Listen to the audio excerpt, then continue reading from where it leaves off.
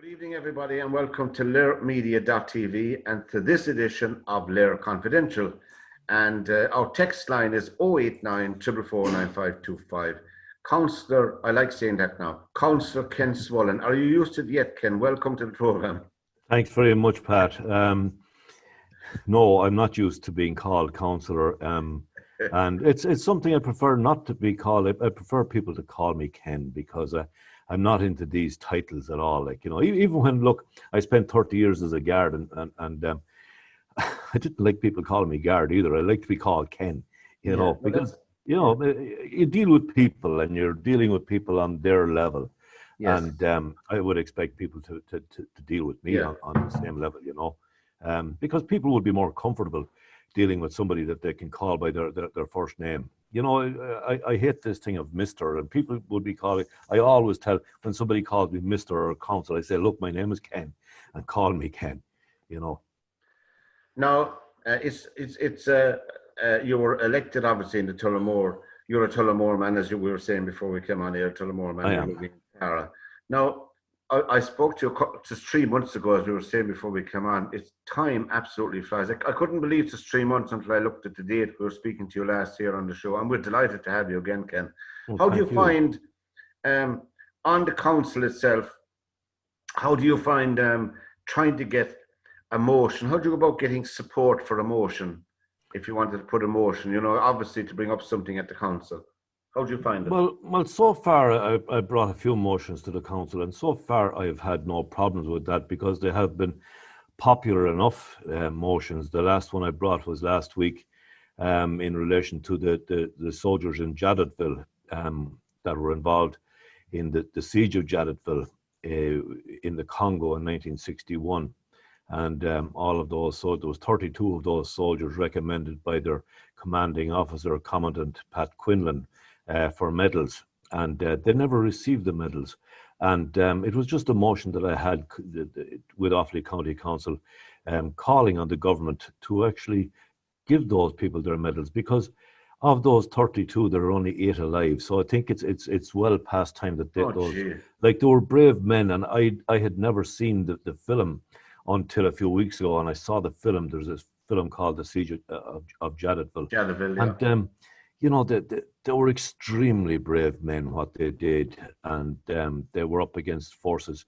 It was 20 to 1 at least, and there was over 3,000, and there was only 155 Irishmen together. And you know, Swedish UN troops and Irish UN troops tried to reach them; they couldn't reach them. So, and the fact that they surrendered is the reason that it was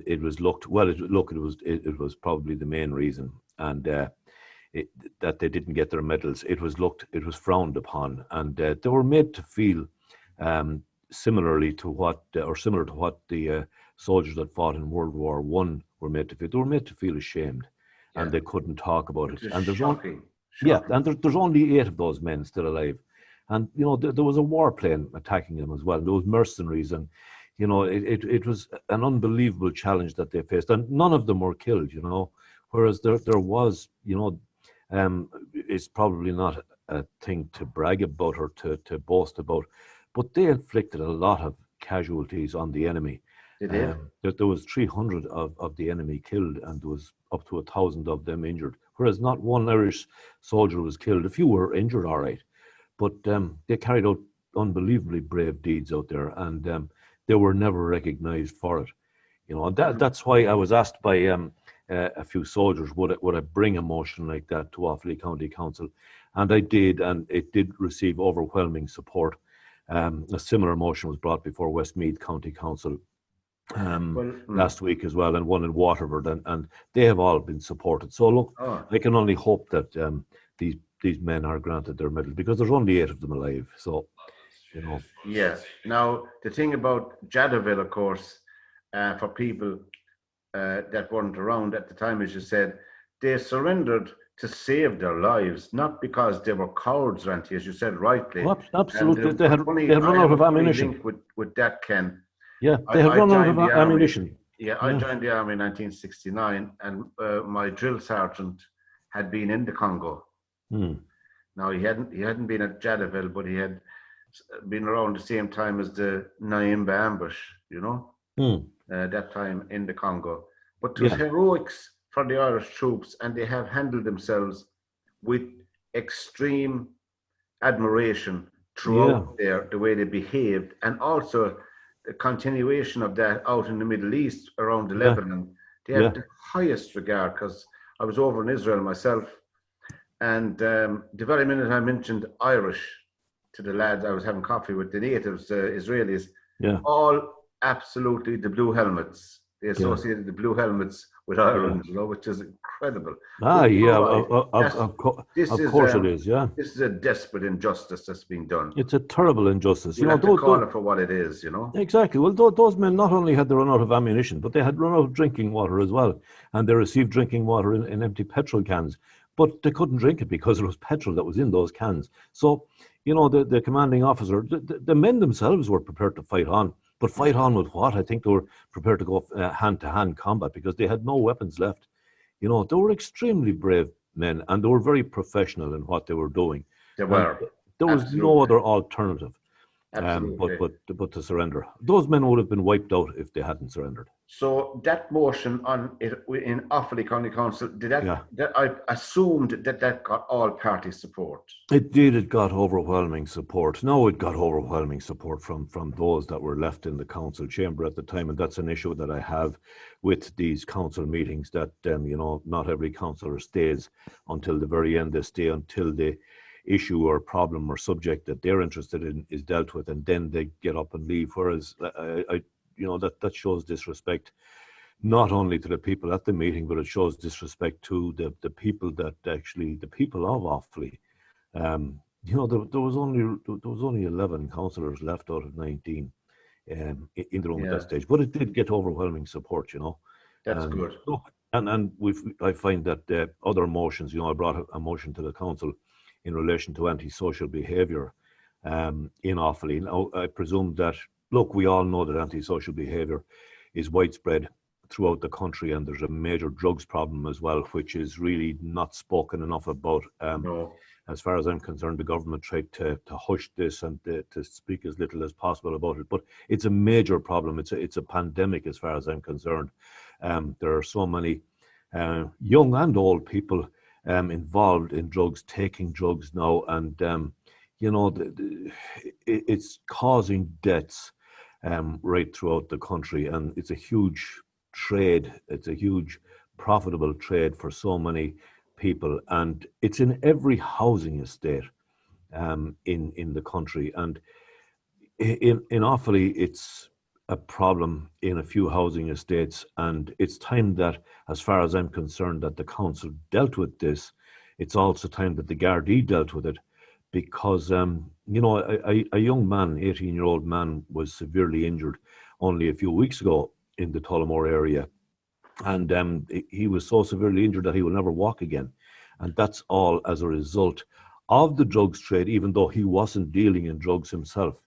Um, but and how sorry for the question, Ken. hmm, How are the Gardaí units distributed in Offaly, in the sense that have they a dedicated drugs unit around that area, yes, or how yeah, does it work? yeah, they would have a dedicated drugs unit, but there wouldn't be half enough. There wouldn't be quarter enough Yeah, people attached to the drugs unit, and Garda resources have been cut to the bone. No matter what, you know, the Minister for Justice, or no matter what Garda management might say, because Garda management will never really admit that Garda resources are cut to the floor, because no, look, once you get to the stage of superintendent, well, look, they're looking at promotion. And if they admit that the problem is as bad as it is, well, it ruins their promotion prospects. So they don't admit to these things. But I know from talking to guards on the ground that, you know, morale is not good, and Garda resources are very bad.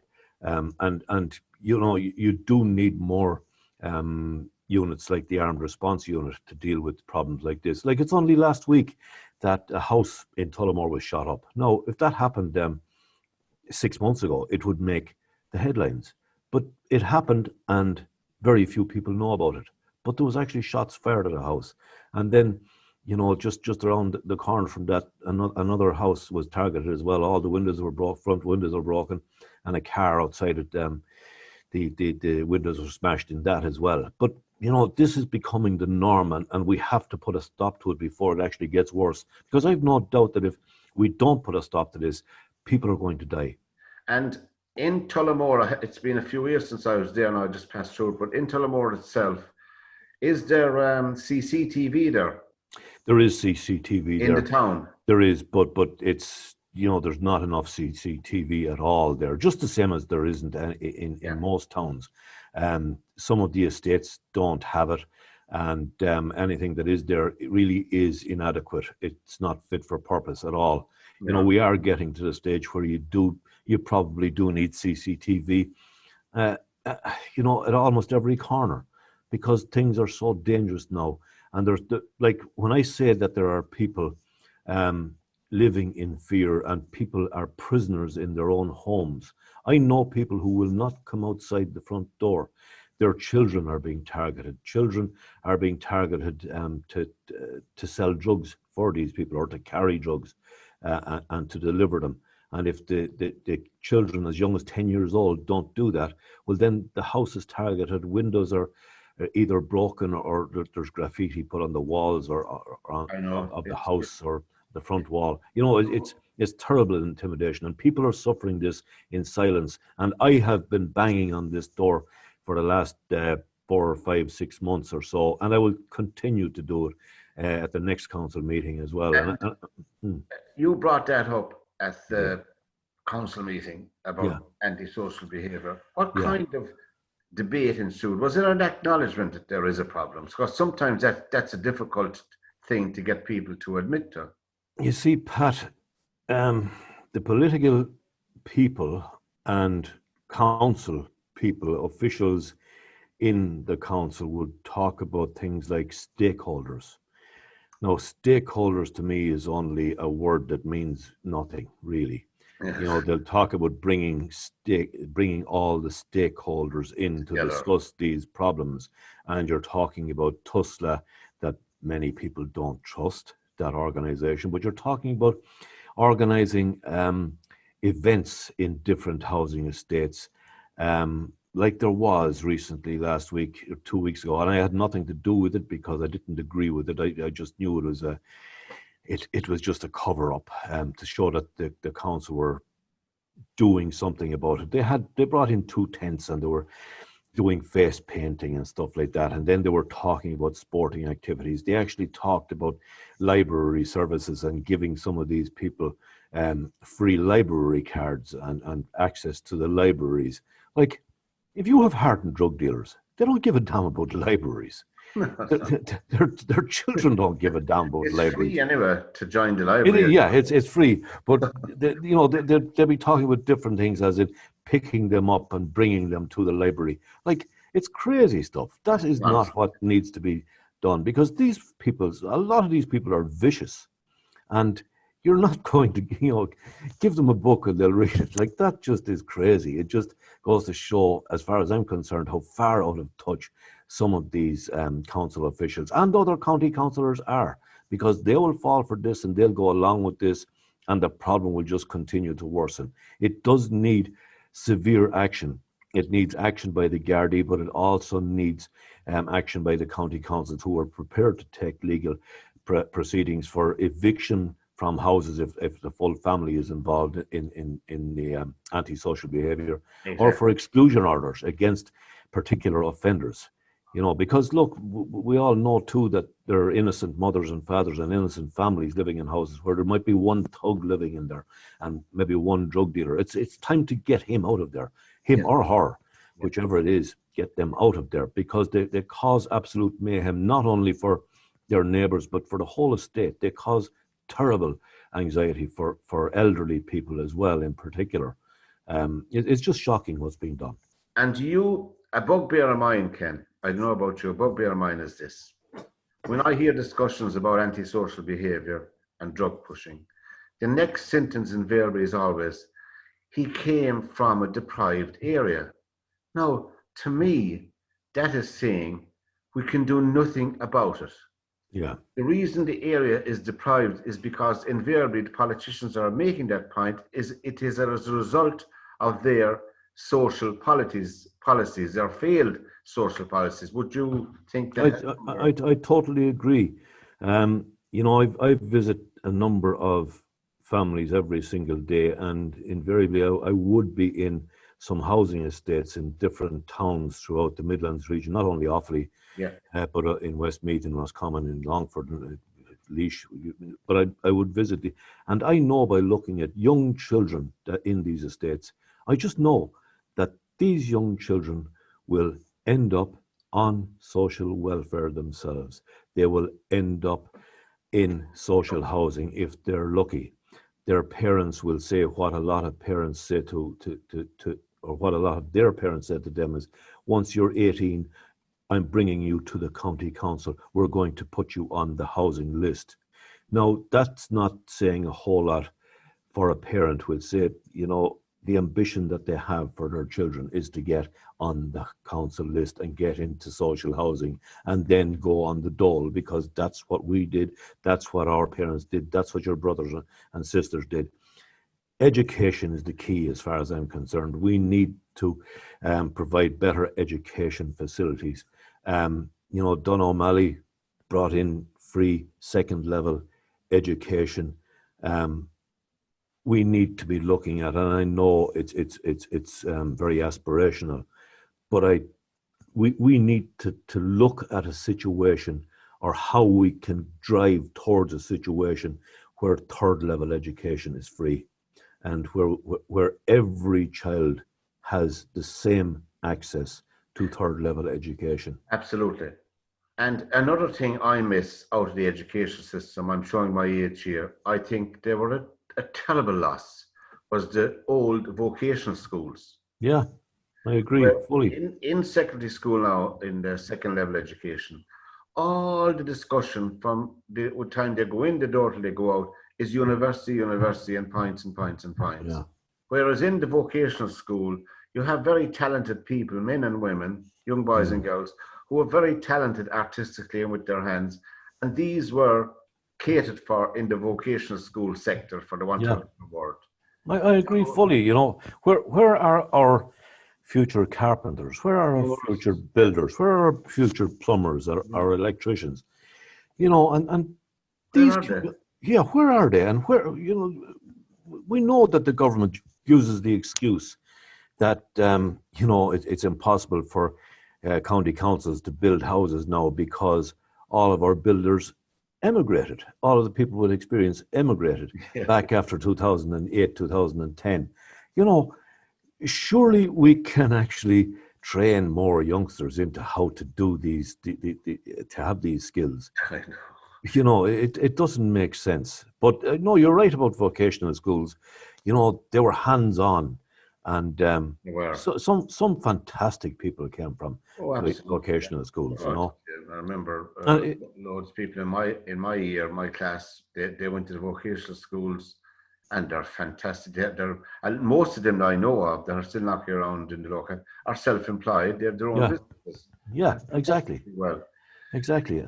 My special guest is Ken Smollen here on LiR Confidential on LiRmedia.tv, and delighted to have him, Councillor Ken Smollen, Offaly County Council. Now, Ken, another area, I was just reading a statistic. I read it a few times. The Ken Smollen food appeal, we just spoke about briefly the last time. But Ken, I must say to you, I must applaud you. And absolutely the awareness. And something like food distributed to 400 families. It's actually 839 families Yeah, but now. Pat. even at 400, when I was reading the statistic, Yeah. 400 families in a small geographical area is Well, shocking. yeah, it is. It's absolute. But you see, that's we're not even scratching the surface yet, Pat. It is estimated that you see the figures I used to work on were figures from research that was carried out in 2013 by two trade unions, Mandate and Unite. They said there was 600,000 people on this island that don't have enough food to eat every day. Now, I was contacted by the grandson of a former Minister for Health, Dr. Noel Brown. The man's name was Glyn Carraher, and he was involved in research in NUIG at the end of 2018 And he told All me, Ken, right. your figure is wrong. He says the figure of people who are experiencing food poverty in Ireland right now is in excess of 750,000 people, half of them being children. Now, that to me is criminal. It is just not right that children are going to school hungry, children are going to bed hungry. That I can't see how that can sit right with anybody. And I actually found this problem because I was attending all of these repossession courts after the bank bailout. So many Yes. mortgage holders were Some caught. horrific And stories. Yeah. yeah, and then I found that some people were going without adequate supplies of food just to keep the banks off their backs. And this was a new phenomenon to me. I just couldn't understand it. And I discovered, to make a very long story short, I discovered that there was one particular family from the Tullamore area going to Dublin, getting on the train, not paying on the train. And if they were put off the train, they'd get back on the train, maybe in Kildare or Newbridge or someplace like that, but they wouldn't pay. And they were just going up there to get something to eat, to queue up outside of the old Central Bank building on Dame Street Oh to yeah. get something to eat. So myself and a few other people went up there one night in November 16, I think it was. Yes. And we couldn't believe what we were seeing. There were people queuing up, young and old. And they clicked them through. There was 195 went through the first night we were there. And coincidentally, or whether it was a coincidence or not, I spoke to the people, to as many of those people that were queuing up as I could, and I found three people there from Offaly who had made their way up, and so we went back up again the following week, and that was worse. There was something like 240 people queuing up there. And there was young children as well being held in their parents' arms, and there was elderly people on walking sticks. And the people up there were brilliant. You know, it was a group called You're Not Alone, and it was Mick Maher and his wife, Phil, and their All right. family. And Yeah. there was a group of people there, and it was brilliant. But there is a different group there every single night. And that situation is there still.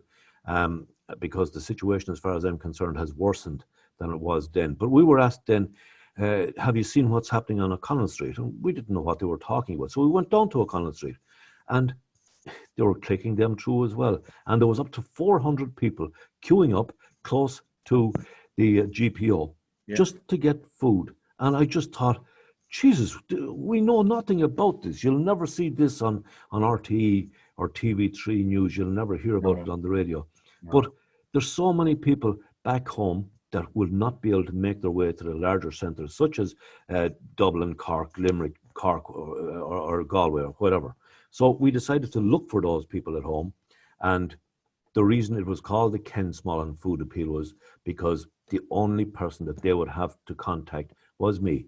Because if they contact the likes of the St. Vincent de Paul or any other charity, it could be Tom, Mick, Mary, Harry, or whatever they'll be talking today, and tomorrow they'll be talking to maybe different people. So Yes. we guarantee a totally confidential service. The people that actually help me don't know where I go with the food. I'm the only person that has access to that list, but I do have there is one other person who has access to that list, who knows where to get access to that list, just in case the good man above decides I'm no longer fit for purpose. It wouldn't be fair of me to take that list with me. But Yeah. that's where we are. Only last week we were fighting since we applied in August 2018 for charity status. And thankfully, only about 5 days ago, we were granted full charity status. So Now, will now, that mean, what will that mean for you, Ken? Will it mean nothing really, Pat. expanding the business?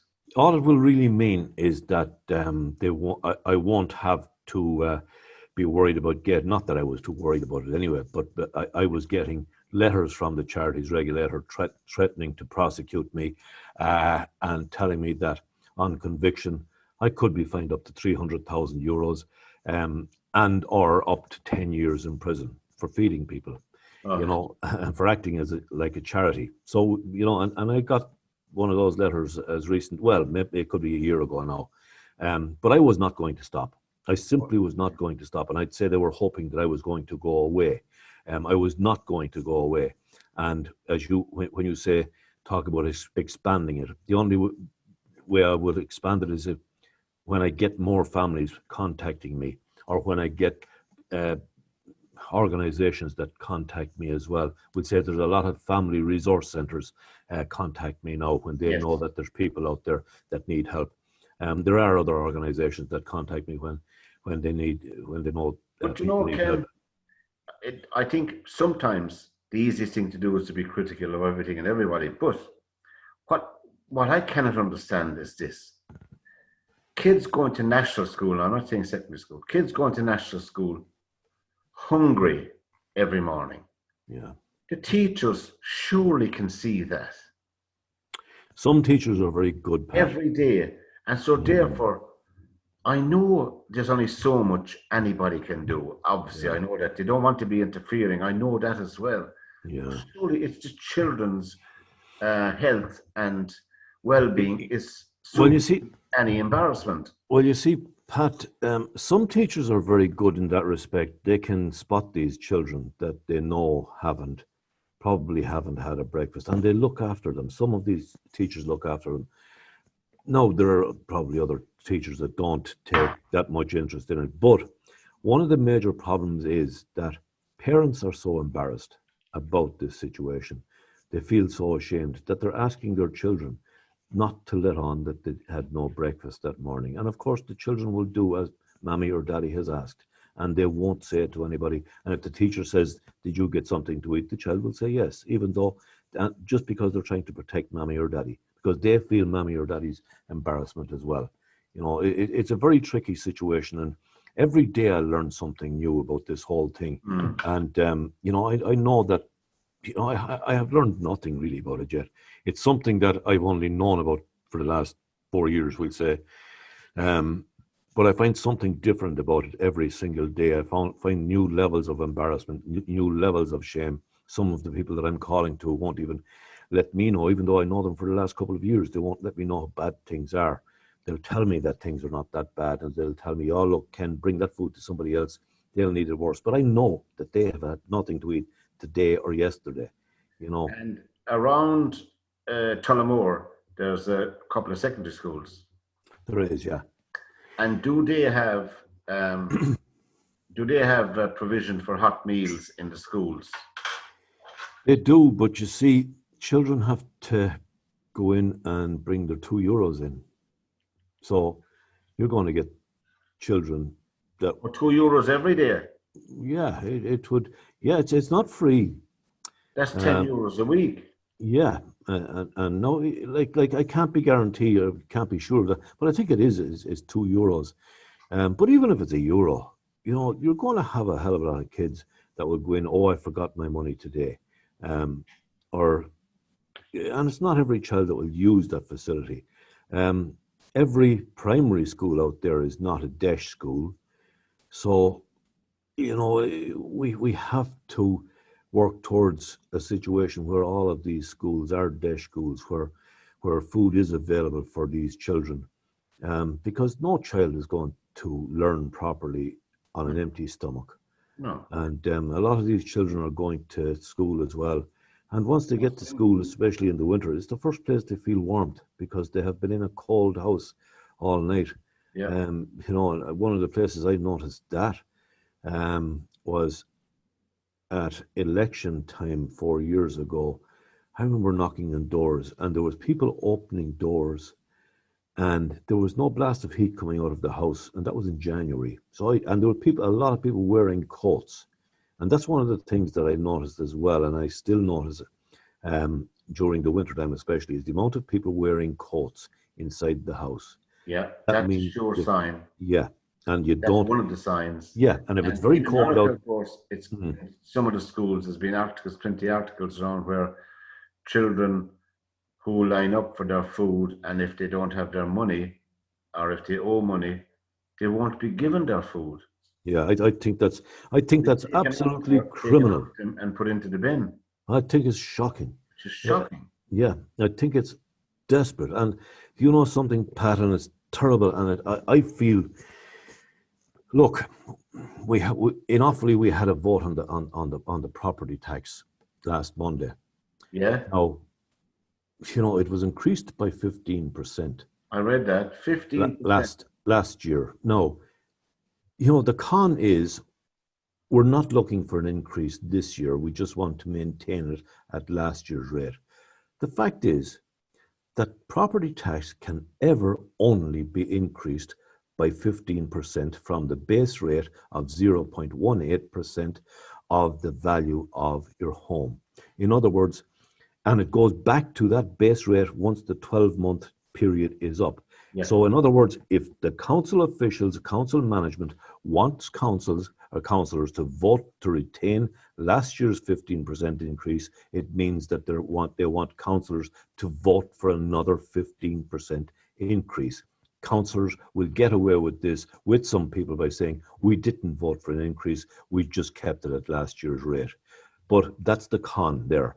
Now, 70% of the families that I called to, because I was looking at it, I was asked about it a few weeks ago, and I reckon it's 70 or maybe slightly over 70% of the families I'm calling to are homeowners in distress, trying to keep the roof over their heads, paying these banks every cent that they can, and going hungry. Women in particular are going hungry on purpose 1 or 2 days a week. I met one lady who was going without food 3 days a week, just so that she could feed her children. And husbands or partners don't realize that women are secretly going hungry just to feed their kids. And we're living this shame. This is 2020, and this is here.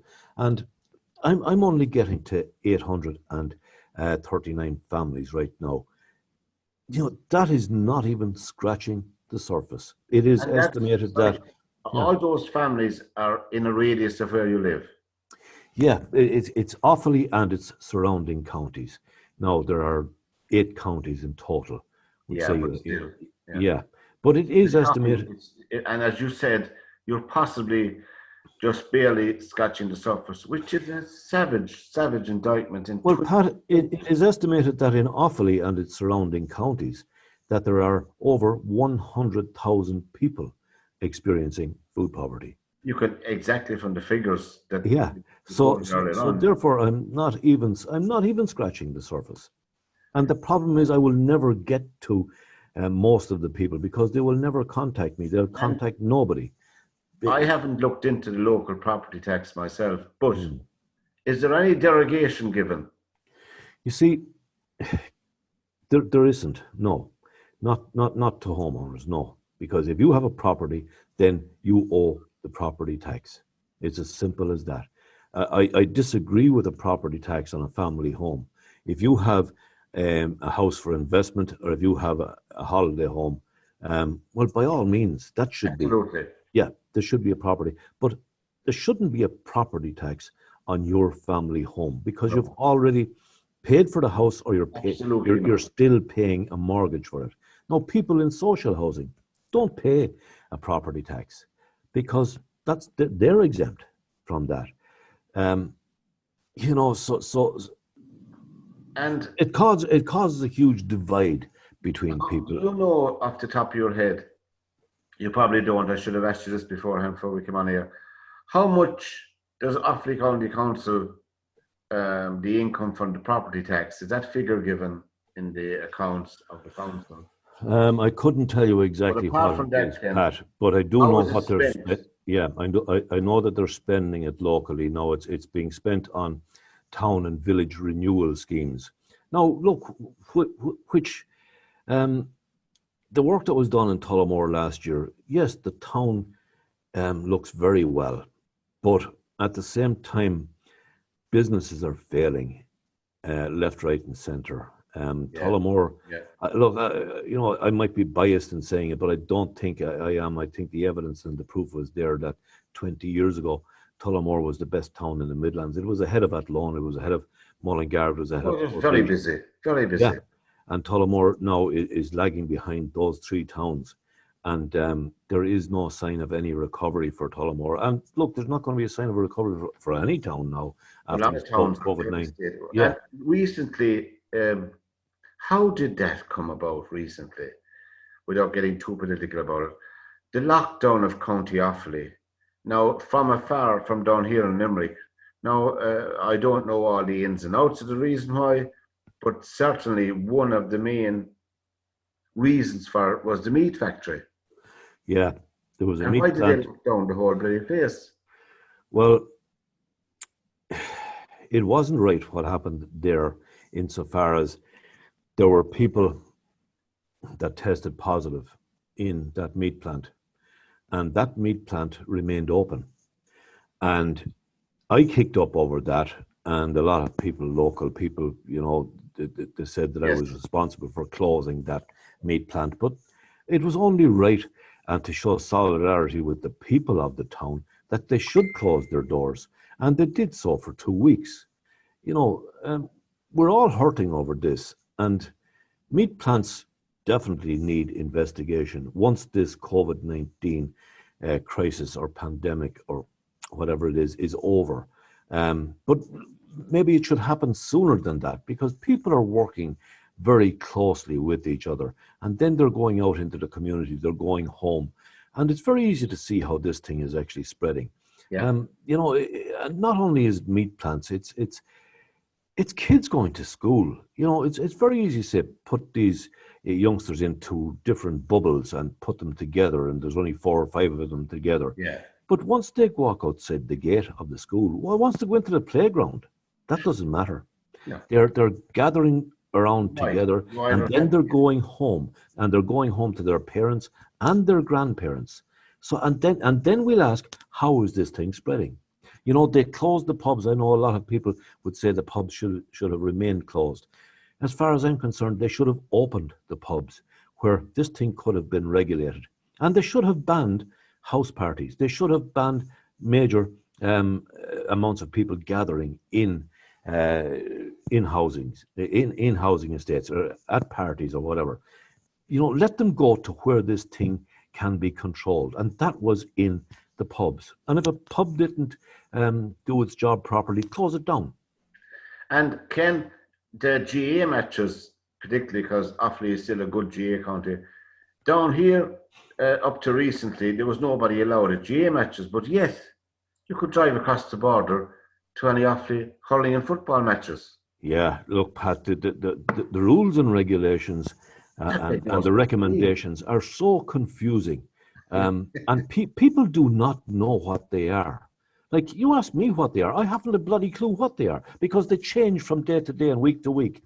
You ask the guards what they are. Yeah. I can guarantee you that 90% of guards on the beat in patrol cars haven't a clue what they're supposed to be doing. Don't want to know. Yeah, because they're so confused with the thing. There's a few guards I know, they wouldn't go on the record. They said they couldn't close down the meat plants. Yeah. They didn't have law on their side to actually shut them. Yeah, well, we all know why meat plants are being looked after, because you have the wealthy friends of different politicians. We didn't go golfing, no. No. I think the last time I played golf was in 1978, so that's not there yesterday. There was a discussion today about the gathering of young people in Galway. Yeah. Saw that. Yeah. And I think they were way, way over the top from 9 o'clock this morning all day long in all the stations. I think they were dreadfully unfair.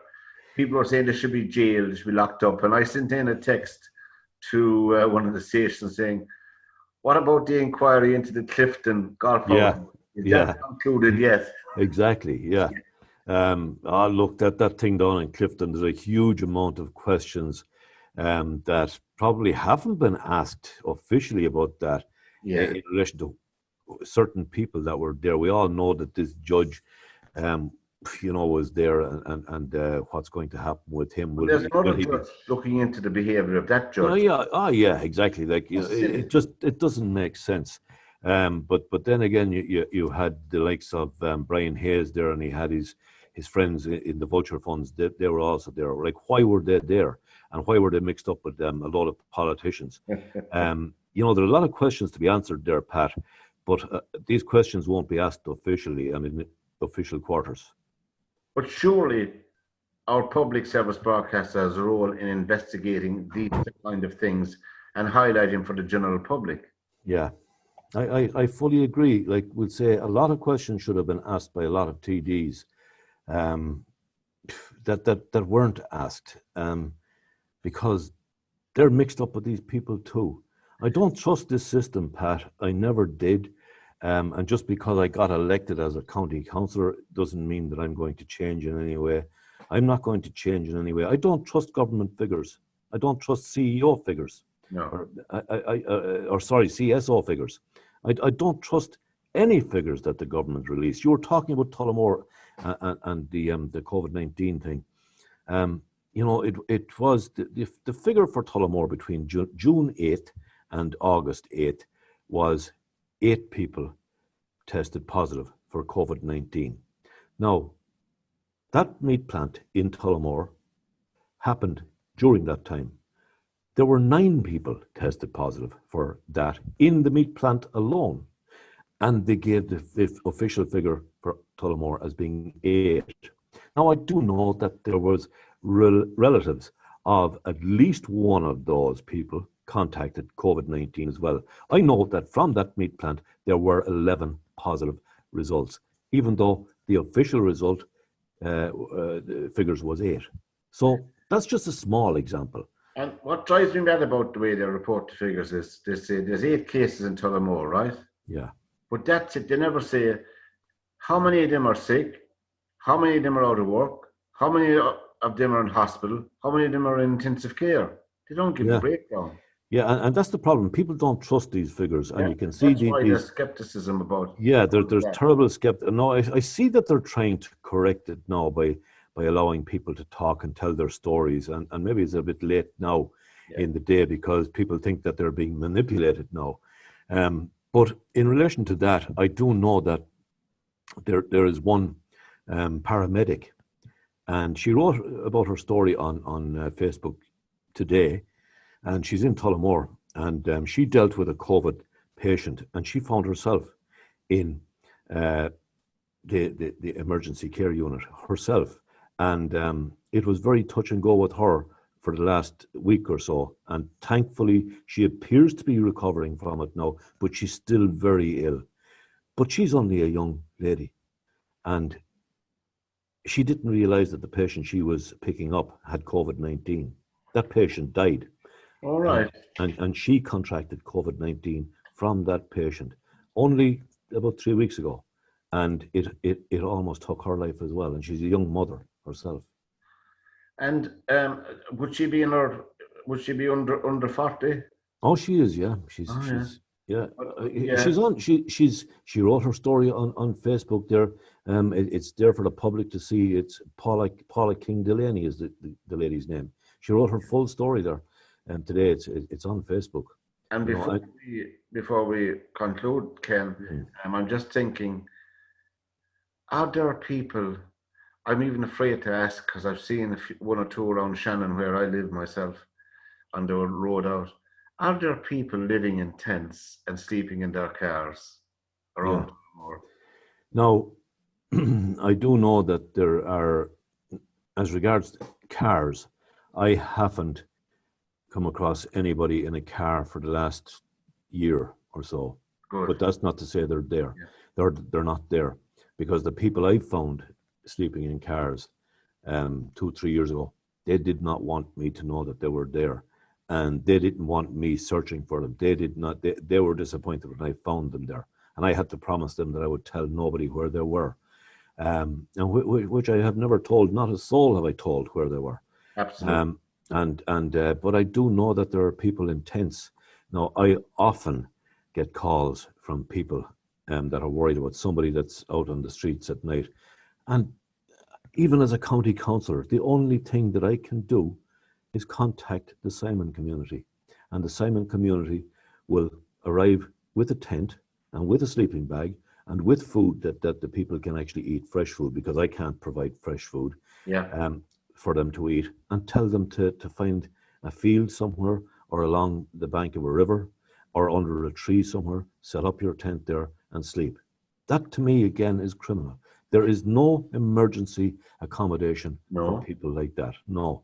Now, there is emergency accommodation, but they have to go to the county council first, report as homeless, and while they're waiting to be put on the housing list, they can be put into emergency accommodation then. You know, there was even such a thing as emergency accommodation. You know, when the emergency And I know accommodation was full. three fairly young people in their late 20s, early 30s. I'm in contact with them regularly. You know, they know me, so they know who I am. But Yeah, they are sleeping wherever they can find to sleep yeah, in Limerick. yeah. And there's many more like them. There's no discussion anymore now about homelessness. No, And there's still people dying on the streets. yes, But as you said, what do you, I don't want to get too political, but, and as I said, the easiest thing to do is knock people. But this government, to me, does not instill confidence in the general citizenship in the Republic, Ken.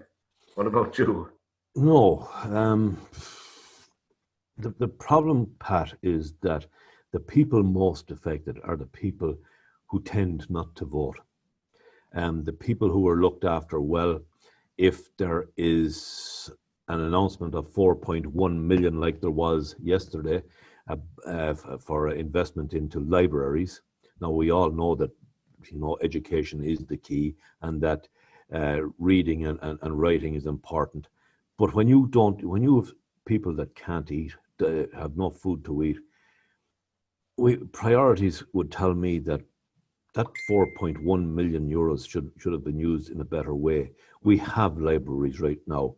They may not be up to exact standards or what they should, but we have them. But people are sleeping out in the cold, and we all know it's getting colder these nights. Um, they're cold and they're hungry and they don't have a roof over their heads. And in many places, they're attacked and assaulted, and they have their possessions robbed. And their possessions won't be a whole lot, would carry it in a small shopping bag.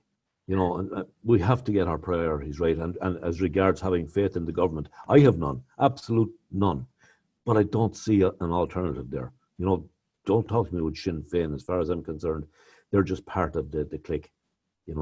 Well, I must say, without getting too political, Ken, to me personally speaking, this is my own personal opinion, not the opinion of LiR Media, is I've been, I could say, disappointed Yeah, in the party who's the second biggest party in the Dáil.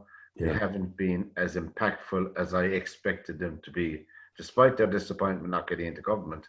That's only half the point. The representation But in the Dáil has been pretty poor. but Pat, I think while a lot of people are thinking that, I think we have to go back to 2008 and 2010 to what that party did to this country. We can't forget that. So we shouldn't expect much from them anyway. Yes. Whereas people tend to forget what these people were responsible for. We're talking about Fianna Fáil and the Green Party, and they did an awful injustice to the people of Ireland back then. Yeah. They signed us up willingly for 42% of the debts of Irish and European banks, bondholders, speculators, and developers. And Fine Gael came after them then, and they converted this debt into public debt with the excuse that it was going to save 500 million euros for the people of Ireland. But it made the debt public, and it means that our children, our grandchildren, our great-grandchildren will be repaying these odious gambling debts until the mid-2050s. And that's why you have so many people that will never, ever recover from the recession of a decade ago. They'll never recover. They will never be given the opportunity to recover. And all we can do is try and rescue them from their current situations. And we'll go back to where we nearly started, Ken, the Jadaville experience, as you said. Is that going to be an ongoing? Obviously, has been represented. Who's the Minister for Defence? Is it Varadkar? Yeah, exactly. Yeah. Look, they tried this a few years ago, and they did give them some sort of service medals, but not the medals, the medals of gallantry that were recommended by Commandant Quinlan. And there was distinguished service medals as well that he recommended for other soldiers. They weren't given either. But we can only hope that more county councils come on board and that the government feel pressurised from the whole country in order to give these medals to these men, because these men are in their 90s now, the survivors. And it's been 50 years from nearly. yeah. 60 years. 60 years, yeah. And we We can can only say hope. 8 of them are still alive. There's 8 of them still alive, yeah, Mm. and I that's was in the eight army. out of 32. Sorry, I was in the army with one of the chaps, a friend of mine were who was you? killed in the Lebanon, Thomas Yeah, Farris, right, from right. Macroom in the 70s that time, you know. Yes, yeah, I So remember that. therefore, it's still a challenging mission for people, you know. Yeah, and the memories of that would be fairly raw as well.